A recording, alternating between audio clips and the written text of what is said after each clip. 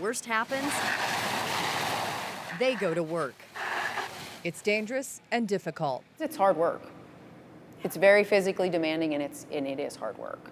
Captain Linda Frangenberg is one of 14 women on the Des Moines Fire Department. I was the 4th female at that time to be hired. The test she took in 1989 was different than the one used today, but it was the same one the men took, and she says she's glad. The tasks that were assigned are the same tasks. You know, the community's counting on you.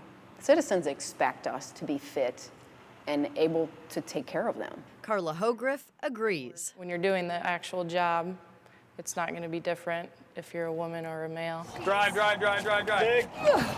Only 3 women have passed the Urbandale Fire Department's test, and she's one of them. I just pushed through the end and like fell over the line. But the first time Carla took this test, she failed. I'm definitely in better physical shape right now. Like I said, 5 to 6 days a week. I want a career, and this is something that I'm definitely dead set on. That combination is paying off. Carla now works for 3 Metro Fire Departments. People come to the fitness strength training test with different abilities. A great deal of their success is their desire. They have to really want this job. There's a lot of things where you make a judgment of what you know. As the first woman hired by the Des Moines Fire Department, Mary Davis paved the way for women like Linda and Carla. God blessed me with a strong body. And she has strong opinions about standards. Should women receive a different physical test than men? I figured you would say that. No. And why? Because they don't do a different job. They don't do a different job. People have been debating the standards and whether they should be based on gender for decades. Not everybody's cut out or made to go in and fight fires. When Ray Reynolds was state fire marshal, he told us he thought it made sense to have 2 different tests. I spent 22 years in the military, and there is a different standard in physical fitness in the military. And as it was explained to me years ago, that there's a different body structure between a female and a male.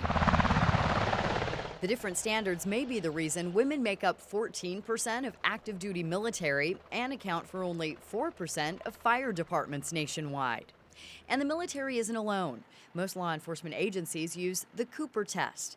It has different standards not only for gender, but also for age. And I say that firefighting is a team sport.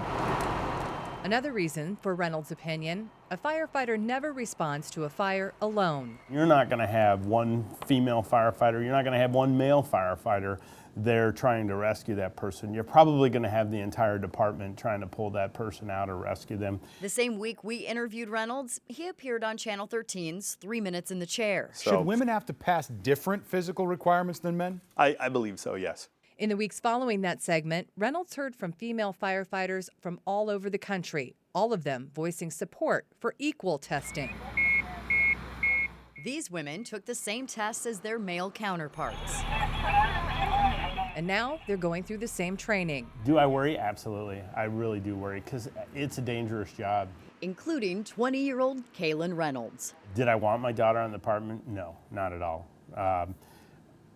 Because if she's not on the department, I know she'll be safe, sort of mentality. Because they go to work when the worst happens.